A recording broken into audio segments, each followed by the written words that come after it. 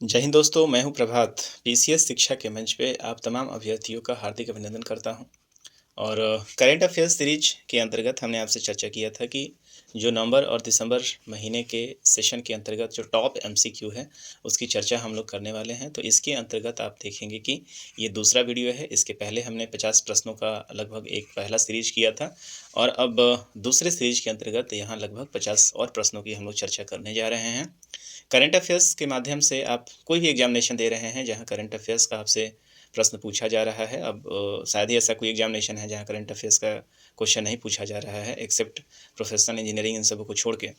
तो आपके लिए अत्यंत ही महत्वपूर्ण है और एक-एक प्रश्न आपके लिए परीक्षा के लिए रामबाण साबित होने जा रहा है। तो चलिए अपने वीडियो को हम प्रारंभ करते हैं और प्रश्नों को लेते हैं। इससे पहले हमने 50 प्रश्न और किए हुए हैं, उसको आप पीछे की वीडियो में जाकर देख सकते हैं। आइए सबसे पहले चर्चा करते हैं यहाँ पे पहले प्रश्न की तरफ।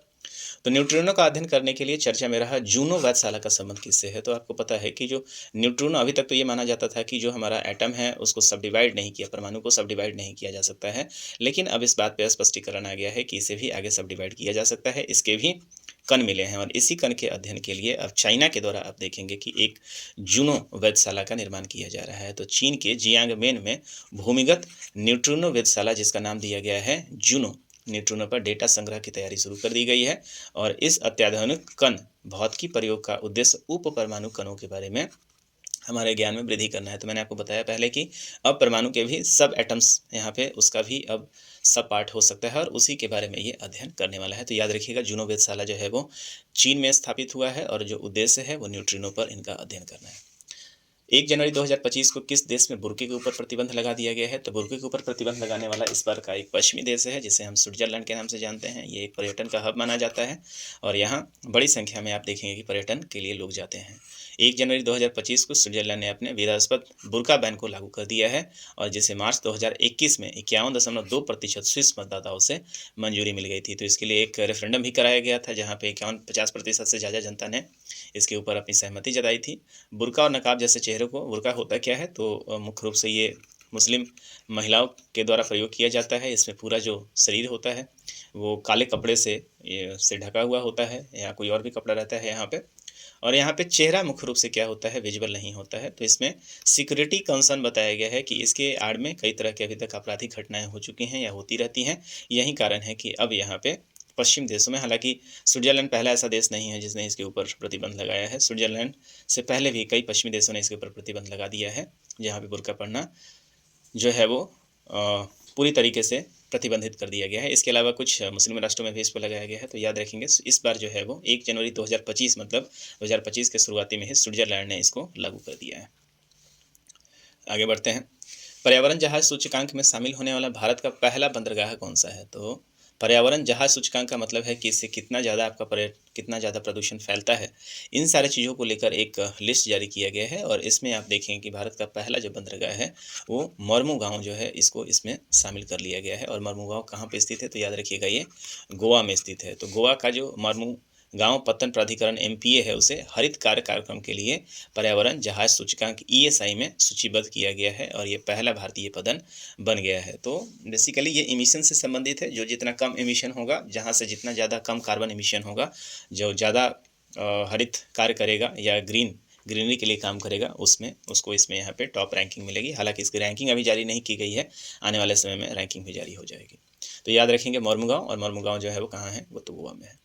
भारत सरकार ने उड़ीसा में टाइटेनियम स्लैग उत्पादन इकाई स्थापित करने के लिए किस देश के साथ समझौता किया है? तो अभी हाल फिलहाल में आपने देखा होगा कि ये समझौता कजाकिस्तान के साथ किया गया है। तो कजाकिस्तान जो है, अब भारत के ऊपर देखेंगे तो मध्य एशिया में ये स्थित है। तो आप रूस, चाइना और भारत के बीच का जो पूरा एरिया आप देखेंगे वो मध्य एशिया का देश है, जिसे मध्य एशिया कहा जाता है। वैसे में कजाकिस्तान आप देखेंगे तो भारत और कजाकिस्तान के बीच में जो सहयोग हुआ है उसके अंदर IREL इंडिया लिमिटेड परमाणु ऊर्जा विभाग है, उसके तहत ये चर्चा किया गया है कि जो टाइटेनियम और मैग्नीशियम प्लांट JSC ने IRUK टाइटेनियम लिमिटेड की स्थापना करने पे अपना समझौता स्पष्ट कर दिया है और इसका जो उड़ीसा में इसका कारखाना बैठेगा।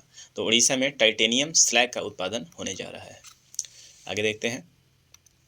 16 वर्ष से कम आयु के बच्चों को सोशल मीडिया प्रयोग पर प्रतिबंध लगाने की घोषणा की है। बहुत इंपॉर्टेंट प्रश्न है। सोशल मीडिया ने जिस तरीके से पूरे समाज को प्रभावित किया है कि इसके अच्छे जो हैं वो रिजल्ट कम आ रहे हैं और आजकल धीरे-धीरे जो है बुरे रिज़ल्ट ज़्यादा आने शुरू हो गए हैं। इसके आपराधिक प्रवृत्तियों में इसके प्रयोग को बढ़ावा दिया गया है। तो आप देखेंगे कि सबसे ज़्यादा इस चीज़ों को आप देखेंगे कि अभी हाल-फिलहाल में किसने बैन किया है, तो 16 वर्ष से कम आयु के बच्चों को सोशल मीडिया पर बैन किसने कर दिया है, तो ऑस्ट्रेलिया ने इसके ऊपर बैन कर दिया है। तो ऑस्ट्रेलिया सरकार ने 16 वर्ष से कम आयु के बच्चों को सोशल मीडिया का उपयोग करने के लिए प्रतिबंध लगाने की घोषणा कर दी गई है और इसके अंतर्गत बच्चे क्या नहीं कर पाएंगे, तो फेसबुक, इंस्टाग्राम, टिकटॉक जैसे प्लेटफॉर्म पे न केवल बैन किया गया है बल्कि दंड भी इसके ऊपर निर्धारित किया गया है। यदि वे इसका प्रयोग करते हैं तो उसको दंड भी उनके ऊपर लगाया जाएगा। तो ये बच्चों के हित में आप देखेंगे बहुत ही ज़्यादा ज़रूरी है, क्योंकि इसके माध्यम से बच्चों का अधिकांश समय जो है वो सोशल मीडिया पे चला जा रहा है और प्रोडक्टिविटी, मानसिक तनाव और साथ ही साथ समय की बर्बादी ये दोनों हो रही है। तो ऑस्ट्रेलिया ने इसके ऊपर काम किया है और आपने देखा इस तरह की जो विधेयक हैं वो यूके में भी कुछ हद तक लाने का प्रयास किया जा रहा है और धीरे-धीरे करके आप देखेंगे कि हर जगह से आपको इस तरह के विधेयक अब मिलने शुरू हो जाएँगे। राष्ट्रीय कैंसर जागरूकता दिवस कब मनाया जाता है?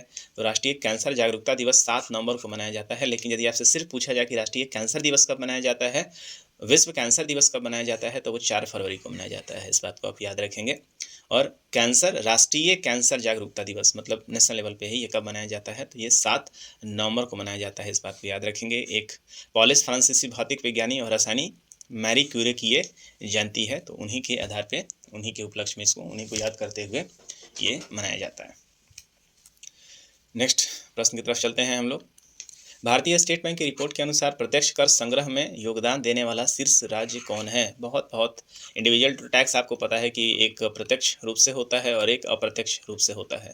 तो जो आप उत्पादों के ऊपर जो आप सामान खरीदते हैं उसके ऊपर जो टैक्स दे रहे होते हैं वो क्या होता है कि आप उसको अप्रत्यक्ष टैक्स कहते हैं, और जो हम लोग जो पेमेंट लेते हैं उस पर जो टैक्स दे रहे होते हैं, खुद हम उस टैक्स को जमा करते हैं, तो वो टैक्स क्या कहलाता है? वो प्रत्यक्ष टैक्स कहलाता है, डायरेक्ट टैक्स कहलाता है।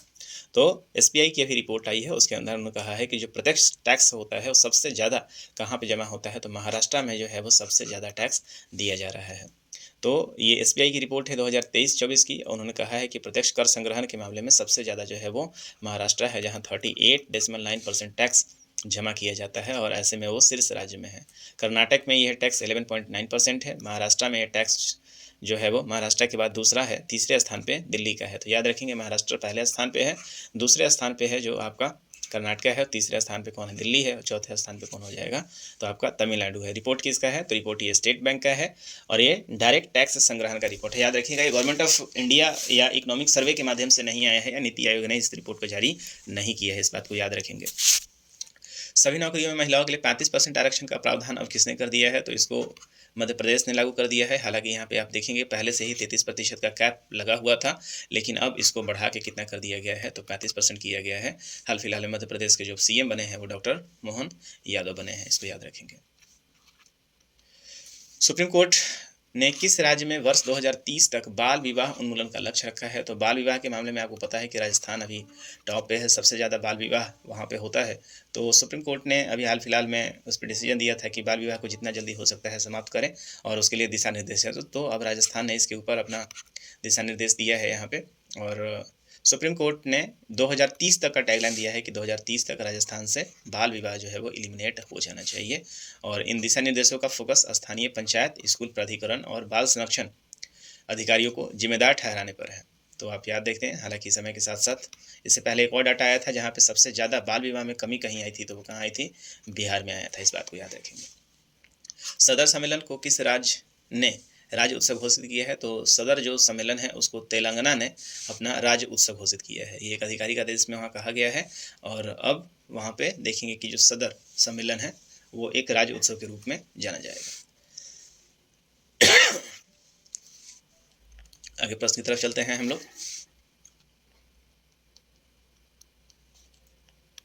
तो भारत भूटान की एकीकृत चेक पोस्ट दारंगा का उद्घाटन कहाँ किया? बेसिकली ये दारंग है।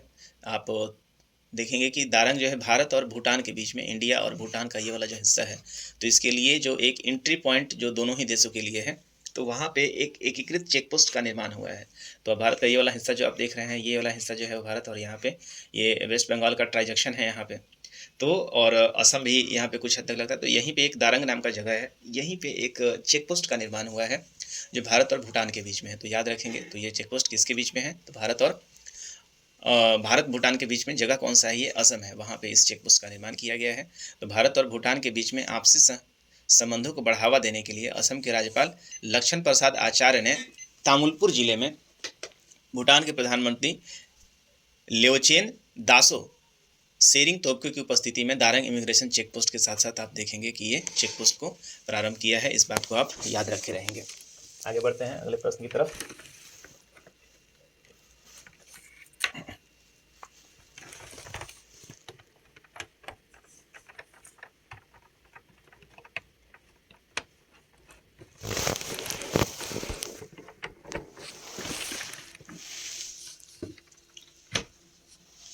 चलिए आगे प्लस की तरफ चलते हैं हम लोग। जिम्बाब्वे के दूसरे पृथ्वी अवलोकन उपग्रह जिमसैट का सफल परीक्षण किस देश ने किया है, तो जिम्बाब्वे के अंतर्गत आप देखेंगे कि ये जिमसैट 2 है, इसका सफल परीक्षण किसके द्वारा कर दिया गया है, तो ये रूस के द्वारा कर दिया गया है। इस बात को आप याद रखेंगे। तो रूस का जो स्पेशली है वो क्या है, रॉसकॉस्मोस हम कहते हैं, रॉसकॉस्मोस इसे कहा जाता है। तो जिम्बाब्वे के रूस के वोत्सनी कॉस्मोड्रोम में इसका दूसरा जो सैटेलाइट है जिमसैट, उसको लॉन्च कर दिया गया है। ये हाई रेजोल्यूशन सैटेलाइट है और बेसिकली इनके एग्रीकल्चर के लिए काम में आएगा। आगे देखते हैं, क्यूएस एशिया रैंकिंग 2025 में किसे भारतीय संस्थानों ने सिर्फ स्थान मिला है, तो क्यूएस की जो रैंकिंग आई है उस रैंकिंग में आईआईटी भारत की तरफ से आईआईटी दिल्ली को टॉप रैंक मिला है। हालांकि एशिया भर के 984 रैंक वाले स्थानों में 161 भारतीय विश्वविद्यालय शामिल हैं और इन 161 में भारतीयों जो आईआईटी दिल्ली है वो टॉप पे रहा है। इस बात को आप याद रखेंगे। टॉप वो भी अंडर 50 नहीं है ये पोजीशन। अमेरिकी व्हाइट हाउस की पहली महिला चीफ ऑफ स्टाफ किसे नियुक्त किया गया है, तो इनका नाम याद रख लीजिएगा, सूसी विल्स इनका नाम है। ये अमेरिकी व्हाइट हाउस की पहली महिला चीफ ऑफ स्टाफ है। आगे बढ़ते हैं।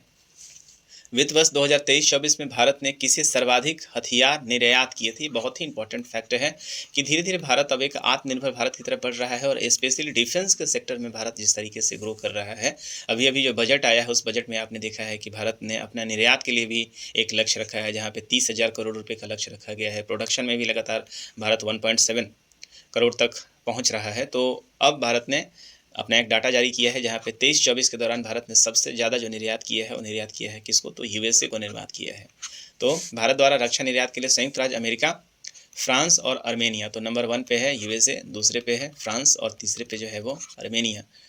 ये 3 देशों के भारत ने सबसे ज़्यादा अपना निर्यात किया है। 23-24 में अन्य देशों में 21,083 करोड़ रुपये अर्थात $2.6 बिलियन की सैन्य बिक्री भारत ने की है। तो धीरे धीरे आप देखेंगे कि भारत अब तेज़ी से एक मैन्युफैक्चरिंग हब की तरफ बढ़ रहा है। हालांकि अभी एक लंबा समय है, लेकिन छोटे मोटे डिफेंस उत्पादों के लिए भारत अब एक अच्छा देश, उत्पादन के लिए एक अच्छा देश के रूप में उभर कर सामने आ रहा है। चलिए, और वहीं यदि आप एक्सपोर्ट की बात करेंगे तो भारत सबसे ज़्यादा एक्सपोर्ट किससे करता है, तो एक्सपोर्ट में सबसे ज़्यादा है रसिया, और उसके बाद आप देखेंगे कि सेकेंड नंबर पे है फ्रांस, थर्ड नंबर पे यूएसए, इसको याद रखेंगे। सीडीएस जनरल अनिल चौहान ने दूसरे भारतीय सैन्य विरासत महोत्सव का उद्घाटन कहाँ किया है, तो ये नई दिल्ली में दूसरे सैन्य विरासत का उद्घाटन किया गया है। सैन्य विरासत महोत्सव का उद्घाटन किया गया है। EdelGive Hurun India philanthropy list 2024 में शीर्ष पे कौन रहे हैं, तो फिलैंथ्रेपी का मतलब होता है दान देने वाला। तो भारत में सबसे ज़्यादा दान देने वाले में इस बार नाम किसका है, अब तो पहले रतन टाटा का नाम आया करता था, अब तो है नहीं। तो अब इस बार जो है वो शिव नाडर का इस बार नाम आया है, जो कि मुख्य रूप से आप देखेंगे कि HCL कंपनी के HCL के संस्थापक हैं। तो शिव नादर जो हैं ये सबसे टॉप पे इस बार रहे हैं। रोहिणी नैयर पुरस्कार 2024 से किसे सम्मानित किया गया है, तो रोहिणी नैयर पुरस्कार से इस बार अनिल प्रधान को सम्मानित किया गया है। रोहिणी नैयर किससे संबंधित है, तो ये ग्रामीण विकास से संबंधित है। इस बात को आप याद रखेंगे। रोहिणी नैयर पुरस्कार उन युवाओं नेताओं को सम्मानित किया करता है जो भारत में ग्रामीण विकास में उल्लेखनीय योगदान दे रहे हैं, और उनकी उम्र कितनी होनी चाहिए, लेस देन 40 ईयर्स होनी चाहिए। इस बात को आप याद रखेंगे। Coming to the next question. वंचित कारीगरों के उत्पादों को बढ़ावा देने के लिए ट्यूलिप ब्रांड किस मंत्रालय ने लॉन्च किया है, तो वंचित कारीगर की बात हो रही है यहाँ पे। तो सामाजिक न्याय और अधिकारिता मंत्रालय के द्वारा ये ट्यूलिप ब्रांड को लॉन्च किया गया है, और इसके अंतर्गत सामाजिक न्याय और अधिकारिता मंत्रालय ने हाशिए पर पड़े कारीगर समुदाय जो विकसित नहीं है, खासकर आप इसमें एसटी को ले सकते हैं, जो ज़्यादा विकसित नहीं है, जिनके पास कोई मंच नहीं है, तो उनको एक ब्रांड दिया गया है और एक ट्यूलिप ब्रांड दिया गया है। इसी ट्यूलिप ब्रांड के अंतर्गत वे अपने ब्रांडिंग कर पाएंगे और अपने उत्पादों को बेच पाएंगे। इस बात को याद रखेंगे। सही उत्तर क्या हो जाएगा? सामाजिक न्याय और अधिकारिता मंत्रालय। अगला है, भारत की दूसरी जल मेट्रो परियोजना कहाँ पे लॉन्च की गई है? तो ये बेंगलुरु में लॉन्च की गई है। और इससे पहले जल मेट्रो परियोजना कहाँ लॉन्च की गई थी? तो वो कोच्चि में लॉन्च किया गया था। तो कोच्चि के मॉडल को ही यहाँ अपनाया गया है। अब मेट्रो का मतलब ऐसा नहीं है कि यहाँ पे कोई आपका ट्रैक चल रहा है, तो यहाँ जो नाव चलाए जा रहे हैं, जो वो नाव मुख्य रूप से क्या है? बैटरी ऑपरेटेड हैं। तो एक तरीके से ग्रीन मिशन को बढ़ावा दे रहे हैं और इसका नाम क्या दिया गया है? जल मेट्रो दिया गया है। इससे पहले ऑलरेडी इसको कोच्चि में लॉन्च किया जा चुका है और अब इसको बेंगलुरु में लॉन्च किया गया है। वर्ष 2023 की WIPO ग्लोबल पेटेंट फाइलिंग में वैश्विक स्तर पर भारत को कौन सा स्थान मिला है? तो भारत की जो बौद्धिकता है, जिसमें लगातार पेटेंट दर्ज किया जाता है, उसमें इस बार भारत को छठा स्थान मिला है। तो भारत पहली बार 2030 में वैश्विक पेटेंट फाइलिंग के लिए दुनिया के 6वें देश के रूप में सामने निकल कर आया है। और पिछले बार के मामले में यहाँ 15.7% की वृद्धि हुई है। और यदि आप सबसे टॉप की बात करेंगे तो सबसे टॉप में कौन है? चाइना है। भारत ऑस्ट्रेलिया का संयुक्त सैन्य अभ्यास ऑस्ट्र हिंद कहाँ पे आयोजित किया गया है? तो इंडिया और ऑस्ट्रेलिया के बीच का ये नेवल एक्सरसाइज है, संयुक्त अभ्यास है यहाँ पे। और इसको इस बार आयोजित कहाँ किया गया है? तो महाराष्ट्र में इसको आयोजित किया गया है और ये इसका तीसरा संस्करण है, जो कि महाराष्ट्र के Pune on the military station पे इसको संपन्न किया गया। आगे देखते हैं, FIH फ्लेयर पुरुष प्लेयर में इस बार किसको अवार्ड मिला है? तो इस बार जो फेडरेशन ऑफ हॉकी जिसको हम लोग कहते हैं, ये काफ़ी पुराना ऑर्गेनाइजेशन है और इस बार जो FIH पुरस्कार 2024 में भारतीय जो हैं वो छाए रहे हैं। यहाँ पे पिक्चर में आप देख रहे हैं, यहाँ पे हरमनप्रीत सिंह आपको दिख रहे हैं, यहाँ PR श्रीजेश आपको दिख रहे हैं। तो इस बार भारत ने जो बेहतरीन प्रदर्शन किया पेरिस ओलंपिक में, उसी का नतीजा है कि इस बार जो टॉप आप देखेंगे कि FIH player of the year किसको मिला है? तो हरमनप्रीत सिंह को मिला है। ये अभी भारतीय हॉकी टीम के कप्तान हैं और साथ ही साथ बेस्ट गोलकीपर के रूप में PR श्रीजेश को भी सम्मानित किया गया है। इस बात को याद रखेंगे। तो पुरुष प्लेयर ऑफ द ईयर और गोलकीपर ऑफ द ईयर से किसको सम्मानित किया गया है? तो ये PR श्रीजेश को सम्मानित किया गया है। सुप्रीम कोर्ट में अलीगढ़ मुस्लिम विश्वविद्यालय को अल्पसंख्यक का दर्जा देने से रोकने वाले किस फैसले को रद्द कर दिया गया है? तो इससे पहले जो अलीगढ़ विश्वविद्यालय है उसको अल्पसंख्यक का दर्जा नहीं दिया गया था और वो केस कौन सा था? अजी बासा बनाम भारत संघ 1967 का था। और इस बार सुप्रीम कोर्ट ने अपने इस फैसले को बदला है और इस पर रोक लगा के 8 नवंबर 2024 को भारत के मुख्य जो न्यायाधीश हैं, अपने अंतिम दिन जो उनका लास्ट डे था, उसे न्यायमूर्ति DI चंद्रचूड़ ने सुप्रीम कोर्ट में 7 सदस्यीय बेंच में 4 और 3 का फैसला सुनाया और अलीगढ़ मुस्लिम विश्वविद्यालय के अल्पसंख्यक दर्जे पर 1967 के निर्णय को पलट दिया है। इस बात को याद रखेंगे। तो अब अल्पसंख्यक का दर्जा इसको मिल गया है। आगे देखें, विश्व टीकाकरण दिवस 2024 कब मनाया जा रहा है? तो ये 10 नवंबर को विश्व टीकाकरण दिवस मनाया जाता है। कमिंग टू द नेक्स्ट, फिकी के अध्यक्ष पद पर किसे नियुक्त किया गया है? तो फिकी क्या है? तो याद रखेंगे, federation of India chambers of commerce and industry. Bharat का एक सबसे पुराना ऑर्गेनाइजेशन आप मानेंगे। इसके जो कमर्शियल जो व्यापार से संबंधित है, इसे 1927 में स्थापित किया गया था। इसके लगभग 98 साल आप देखें कि पूरे हो चुके हैं। 98 ईयर्स इसका पूरा हो चुका है। जल्दी ही ये अपना शताब्दी वर्ष पूरा करने वाला है। इसको स्थापित किसने किया था? तो घनश्याम दास बिरला और पुरुषोत्तम ठाकुर दास के द्वारा महात्मा गांधी के सजेशंस के ऊपर किया गया है। 1927 आपको याद आ रहा होगा, ये कौन सा समय है? तो आपको असहयोग आंदोलन का समय नज़र आ रहा है। असहयोग आंदोलन के बाद का उसमें लगातार स्वदेशी चीज़ों को बढ़ावा दिया जा रहा था। उसी के संदर्भ में इस ऑर्गेनाइजेशन की स्थापना की गई थी और इसके अंतर्गत घनश्याम दास बिरला और ठाकुर दास थे यहाँ पे। और इसका हेडक्वार्टर अभी कहाँ पे है? दिल्ली में है। और इसी के जो नए अध्यक्ष बने हैं वो कौन बन गए हैं? तो हर्षवर्धन अग्रवाल बने हैं और ये पहले इमामी जो कंपनी है उसके ये अध्यक्ष हुआ करते थे। आगे बढ़ते हैं, उत्तराखंड का 25वां स्थापना दिवस मनाया गया है। तो आपको याद आ रहा होगा कि उत्तर प्रदेश से कटकर किसको बनाया गया था? उत्तराखंड को बनाया गया था। और ये उत्तराखंड कब बना था? तो 9 नवंबर 2000 ईस्वी में ये क्या बना था? उत्तराखंड अस्तित्व में आया था और ये पहले ये उत्तर प्रदेश का ही भाग हुआ करता था। इसी 9 नवंबर को ही ये क्या मनाया जाता है? ये अपना स्थापना दिवस मनाती है। सही उत्तर हो जाएगा आपका 9 नवंबर। समर्पित सेमीकंडक्टर नीति लागू करने वाला भारत का पहला राज्य कौन सा है? तो याद रखेंगे, भारत का पहला राज्य है वो गुजरात है। तो सेमीकंडक्टर के लगातार आप देख रहे हैं कि इसके कारखाने भी कहाँ बैठ रहे हैं? अभी गुजरात के आनंद में बैठाया गया, गिफ्ट सिटी में बैठ रहा है। तो इसीलिए अब सेमीकंडक्टर हब जो है वो गुजरात होने जा रहा है और इसी के संदर्भ में आप देखेंगे कि गुजरात ने सेमीकंडक्टर नीति को लॉन्च किया है जो 2022 से लेकर 2027 तक वैलिड रहेगा। Coming to the next, PV Sindhu centre for badminton and sports excellence की आधारशिला कहाँ रखी गई है? तो ये आधारशिला आपका विशाखापट्टनम में रखा गया है। पीवी सिंधु आपको पता है कि ये स्टार बैडमिंटन खिलाड़ी हैं और वो एक सिखाने के लिए एक एकेडमी का निर्माण कहाँ करा रही हैं? विशाखापट्टनम में। दुनिया की सबसे ऊंची एंडूरा माउंटेन बाइकिंग रेस मोंडूरो 4.0 का आयोजन कहाँ किया गया है? तो ये अरुणाचल प्रदेश में किया गया है। इस बात को याद रखेंगे। ये 14,400 फीट के ऊपर है, ऊंचाई से शुरू होकर 8,000 फीट तक के नीचे आएगी और दुनिया के सबसे प्रमुख कठिन दौरों में से एक है। कौन सा रेस है ये? मोंडूरो 4.0। संयुक्त राष्ट्र जलवायु परिवर्तन सम्मेलन COP29 का आयोजन कहाँ गया है? बहुत बहुत इंपॉर्टेंट है। जलवायु परिवर्तन के ऊपर इसका आयोजन किया जाता है। ये इसका 29वां सम्मेलन है। इसका 28वां सम्मेलन कहाँ हुआ था? तो यूएई में हुआ था। शर्म el शेख यूएई में इसके पहले कराया गया था और उसके पहले आप देखेंगे कि ये कहाँ हुआ था? तो मिस्र में हुआ था। तो अभी जो है 29 का जो सम्मेलन है वो कहाँ हुआ है? तो ये बाकू में संपन्न हुआ। तो 11 से 22 नवंबर 2024 के बीच में जलवायु परिवर्तन के ऊपर इस सम्मेलन को, जो कि UNFCCC के द्वारा किया जाता है, यूनाइटेड फ्रेमवर्क के द्वारा कराया जाता है और ये इस बार अजरबैजान के बाकू में हुआ है। और इस बार की थीम जो रही है वो रहा है हरित विश्व के लिए एकजुटता। प्रतियोगिता दर्पण वाले सीरीज में मैंने ऑलरेडी COP29 को कवर किया हुआ है, जहाँ डिटेल से इसकी व्याख्या की गई है, उसको आप देख सकते हैं। बिम्स्टेक ऊर्जा केंद्र कहाँ स्थापित करने के लिए समझौता हुआ है? तो बिम्स्टेक आपको पता है कि हिंद ओशन के पास का जितना भी है, भारत के आसपास के सभी देशों का एक संगठन है। इसके बारे में हम आगे देख रहे हैं।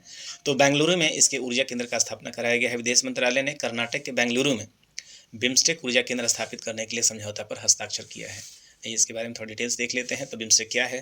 तो BIMSTEC Bay of Bengal initiative for multi sectoral technical and economical corporation. फिर से देख लें आप, बिम्स्टेक का जो फुल फॉर्म है bay of Bengal initiative for multi sectoral technical and economical corporation, ये इसका फुल फॉर्म है।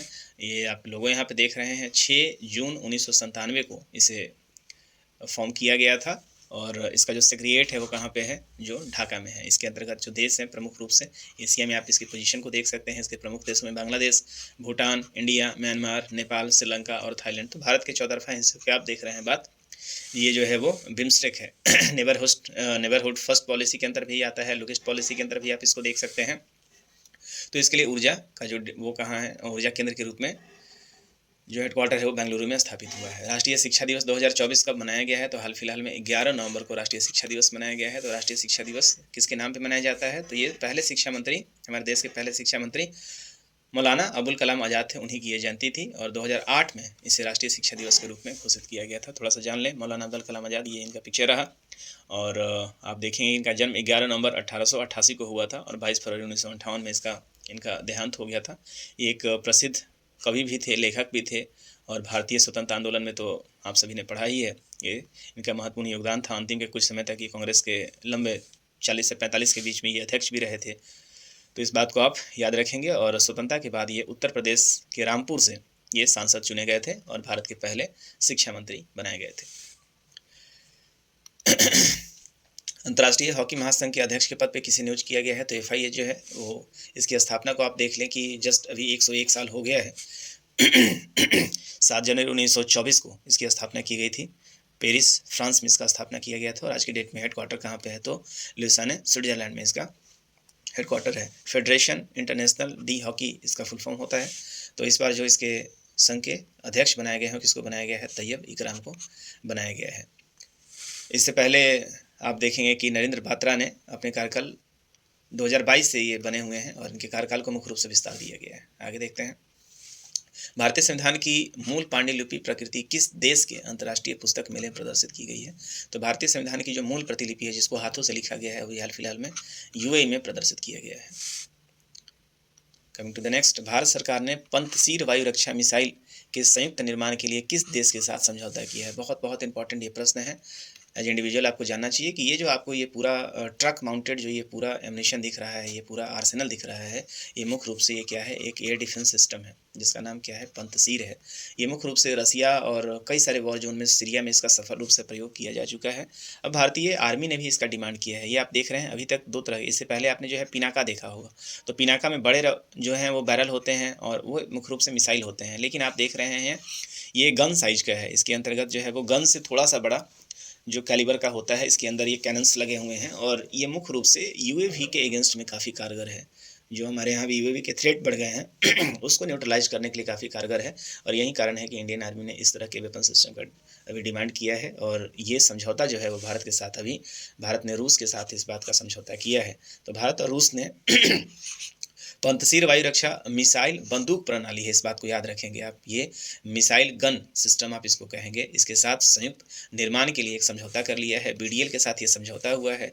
और गोवा में 5वीं भारत रूस जो अंतर सरकारी आयोग था, उसके अंतर्गत ये डिसीजन लिया गया है। तो आप देखेंगे पंतसीर क्या है, तो आप याद देखेंगे कि ये एक वायु रक्षा प्रणाली है जो कि मिसाइल ऑन गन बेस्ड है। ये ट्रक माउंटेड है, इसको कहीं माउंट किया जा सकता है। और ये मुख्य रूप से आप देखेंगे स्लो मूवर्स खासकर यूएवी को न्यूट्रलाइज करने के लिए काफ़ी यूजफुल है। इसके बारे में थोड़ा सा और जानकारी आप ले लें कि क्या है। पंतसीर जो है वो केबीपी डिजाइन ब्यूरो जो है रसिया के द्वारा डेवलप किया गया है। इसके मुख्य रूप से आप देखेंगे कि ये क्या है, equipped with the 1257 E6 surface to surface missile and 230 mm automatic cannons, जिसके बारे में चर्चा कर रहा था मैं। तो इसके साथ सरफेस टू एयर मिसाइल भी है जो ग्राउंड से लॉन्च करके हिट कर सकता है। और कितना है, तो सरफेस टू एयर इसके साथ 12 मिसाइल लगे हुए हैं। साथ ही साथ इसके साथ 30 mm की ऑटोमेटिक कैनन गन्स भी हैं जो इंगेज कर सकता है मल्टी टारगेट्स, जो कि 20 किलोमीटर रेंज के अंतर्गत अपने टारगेट को ये इंगेज कर सकता है।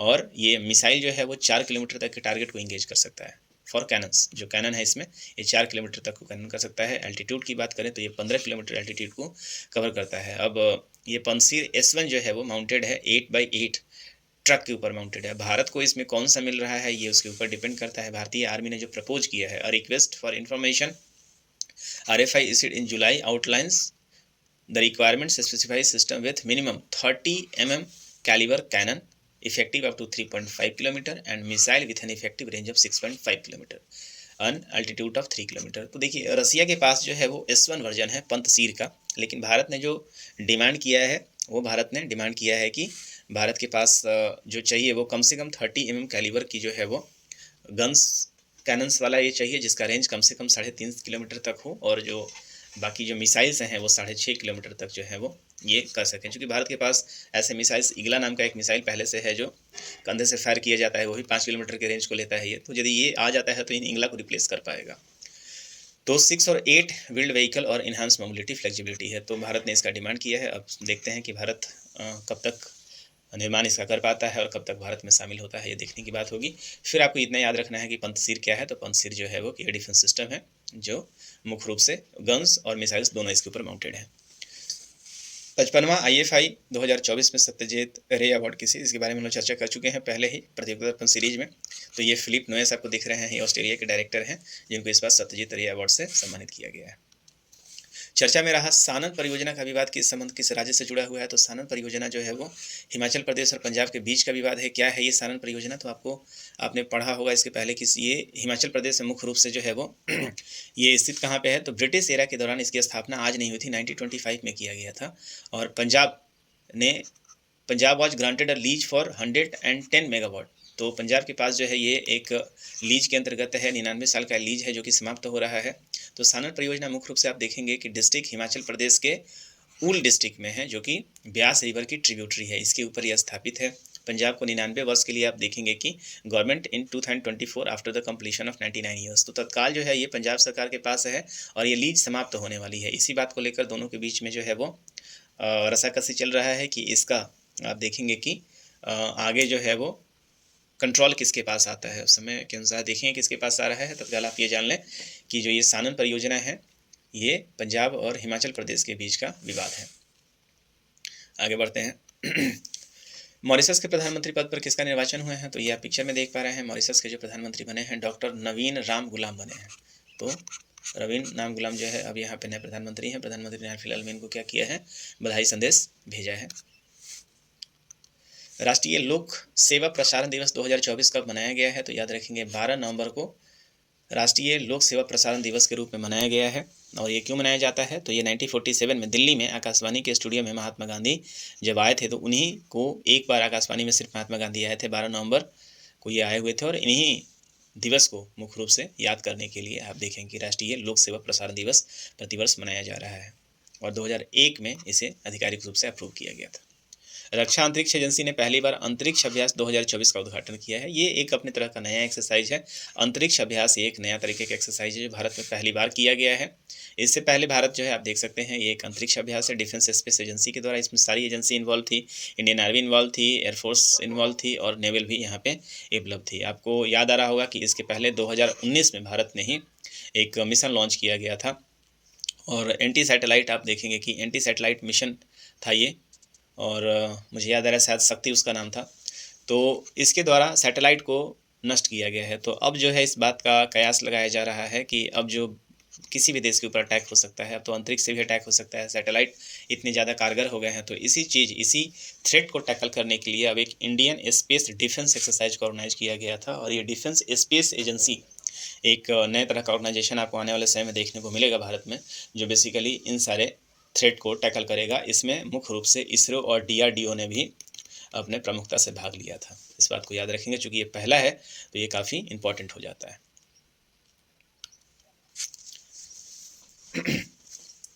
आगे देखते हैं यहाँ पे थाईलैंड पर्यटन का ब्रांड एम्बेसडर किसे नियुक्त किया गया है। तो थाईलैंड जो पर्यटन है इस बार ब्रांड एम्बेसडर सोनू सूद को नियुक्त किया गया है। याद रखेंगे ये थाईलैंड का जो ब्रांड एम्बेसडर है इस बार किसको नियुक्त किया गया है, सोनू सूद को नियुक्त किया गया है। एवियन बोटुलिज्म के कारण 600 प्रवासी पक्षियों की मौत हो गई है। तो एवियन बोटुलिज्म एक बैक्टीरियल डिजीज है, मुख्य रूप से पक्षियों में होता है। इसके कारण पक्षियों में क्या मार जाता है, तो ये लकवा जैसी बीमारियों से पक्षी ग्रसित हो जाते हैं। इनके पैरों और पंखों में लकवा मार देता है। तो इसी कारण अभी हाल फिलहाल में भी चर्चा में इसलिए था कि राजस्थान के सांभर झील में इस बीमारी के कारण 600 से ज़्यादा पक्षियों की मृत्यु हो गई है। बुकर पुरस्कार 2024 से किसे सम्मानित किया गया है, इसका हम लोग अध्ययन कर चुके हैं। ये सामंता हारवा हैं, इनकी एक पुस्तक है ऑर्बिटल।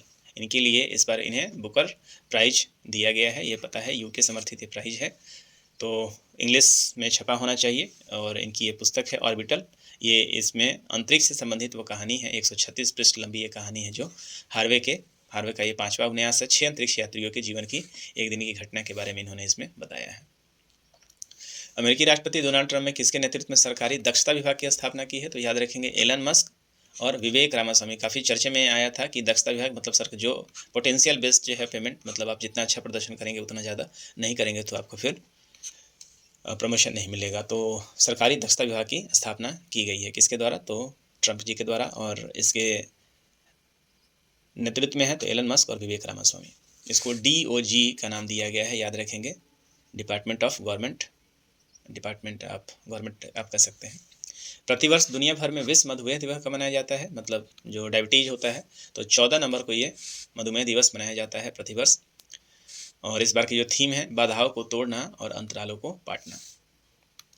प्रयोगशाला में विकसित वायरस का इंजेक्शन लाकर अपने स्तन कैंसर का इलाज करने वाले बीटा हाल्सी का संबंध किस देश से है। ये क्वेश्चन साइंस एंड टेक के लिए काफ़ी इंपॉर्टेंट है। तो इन्होंने खुद से ही लेबोरेटरी में इसके ऊपर काम किया और खुद ही इंजेक्शन लगाया है और आज वो ठीक हो चुके हैं। ये एक क्रोएशियाई वायरोलॉजिस्ट थी और इन्होंने जो साहसिक क्रोएशिया की हैं ये, जिसके कारण इनका काफ़ी ज़्यादा भी चर्चा हो रहा है।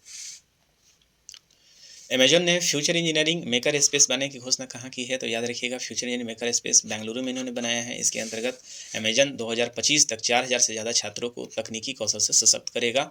और सबसे बड़ी बात यह है कि इसके अंतर्गत 5वीं से 12वीं तक के वंचित छात्रों को इसमें शामिल किया गया है, कक्षा 5वीं से 12वीं तक। नवीन और नवीकरणीय ऊर्जा मंत्रालय आंकड़ों के अनुसार परमाणु ऊर्जा सहित कुल गैर जीवाश्म ईंधन की क्षमता कितनी है, तो भारत में अब गैर जीवाश्म ईंधन जो है 211.36 गीगावाट हो चुका है। तो याद रखिएगा नवीकरणीय का जो उद्देश्य है 2030 तक भारत जो है वो कितना चाह रहा है, तो 500 गीगावाट भारत जो है वो करना चाह रहा है। तो भारत ऐसे में आप देखिएगा कि 2024 तक भारत के पास 211.36 गीगावाट की क्षमता हो चुकी है। आगे देखते हैं, गृह मंत्रालय ने किस सैन्य बल में पहली महिला बटालियन का गठन किया है, तो ये पहली बार जो है CISF के लिए, जो मुख्य रूप से इंडस्ट्रियल गार्ड है, जो आप देखेंगे मेट्रो के बाहर मिल जाएगी, किसी इंडस्ट्री के बाहर आपको मिलेगी, उनकी सुरक्षा के लिए तैनात होते हैं। तो ये पहली बार आप देखेंगे इसमें महिलाओं को शामिल किया गया है। और CISF की ये 13वीं रिजर्व बटालियन होगी। 16वां इंडिया गेम डेवलपर कहाँ स्थापित किया गया है, तो ये हैदराबाद में स्थापित किया गया है। यहाँ पे गेमिंग से संबंधित जो सॉफ्टवेयर है इन सारी चीज़ों का क्या है डेवलपमेंट होगा। आगे देखते हैं, तो DRDO में पहली बार क्रूज मिसाइल LRLSM का सफल परीक्षण कहाँ हुआ है, तो आपको याद बता दें कि इसका सफल परीक्षण उड़ीसा से हुआ है। क्या है, long range land attack cruise missile जो है इसका नाम है। DRDO के द्वारा इसका डिजाइन किया गया है, इसी के द्वारा इसका परीक्षण किया गया है। रेंज इसकी मारक क्षमता जो है 1000 किलोमीटर है। सबसे बड़ी बात क्या है कि ये क्रूज मिसाइल है और ये निर्भया मिसाइल जो पहले से भारत के पास है ये इसी का उन्नत वर्जन है। इस बात को आप याद रखेंगे। तो फुल फॉर्म आपसे पूछा जा सकता है कि LRLSM क्या होता है, तो long range land attack cruise missile होता है। इस बात को याद करेंगे आप। उड़ीसा के चांदीपुर से इसका सफल परीक्षण कर दिया गया है। 1000 इसका क्रूजिंग है और क्रूज मिसाइल जिसका 1000 तक की स्पीड है, इसके पहले भारत के पास कौन सा क्रूज मिसाइल है? तो भारत के पास सुपरसोनिक क्रूज मिसाइल है, इसका नाम क्या है? ब्रह्मोस। इस बात को याद रखेंगे। डीआरडीओ आप याद रखेंगे, डीआरडीओ की स्थापना कब हुई थी? तो 1 जनवरी 1958 को हुई थी। वी कामत जो है अभी इसके तत्काल अध्यक्ष बने हुए हैं। तो इसके साथ ही हम लोग आज की सभा को यहीं पे कर देते हैं विराम और हम लोग चर्चा करेंगे अब इसके बाद हम लोग चर्चा करेंगे हम लोग अब अगले सेशन में इसके आगे की चीज़ों के लिए। तो आज यहीं तक रहने देते हैं और आज दीजिए हमको यहीं से इजाज़त और हम लोग इसके मिलेंगे। तो अगले सेशन में हम लोग इसके पार्ट 3 के अंतर्गत अगले और 50 महत्वपूर्ण प्रश्नों को लेकर आएंगे। तब तक के लिए धन्यवाद। और ये आपको ये पूरा सेशन अच्छा लगा हो तो निश्चित रूप से इसे सब्सक्राइब और शेयर करें। तब तक के लिए जय हिंद।